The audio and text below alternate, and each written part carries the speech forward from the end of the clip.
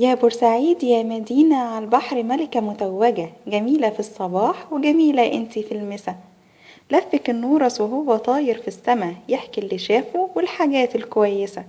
خدنا يا نورس على جناحك وقول لنا ايه اللي انت شفته في بلدنا ودلنا.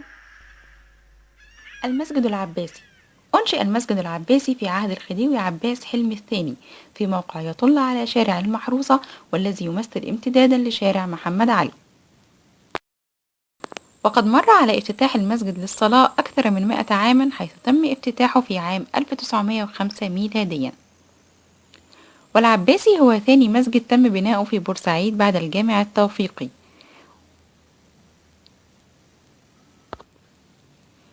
ويعد المسجد العباسي شاهد على تاريخ بورسعيد، وبعد حرب 56 أصبح المسجد الرسمي الذي يقوم فيه الرئيس السابق جمال عبد الناصر الصلاة عند زيارته لبورسعيد في أعياد النصر.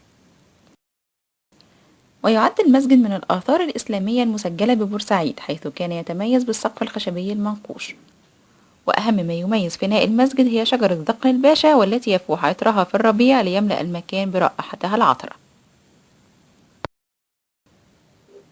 وقد تم تجديد المسجد أكثر من مرة، آخرها في عام 2000، حيث تم نزع السقف الخشبي القديم وتم وضع سقف خشبي مختلف. وحاليا يتم توسيع المسجد وإضافة ملحق خرساني له.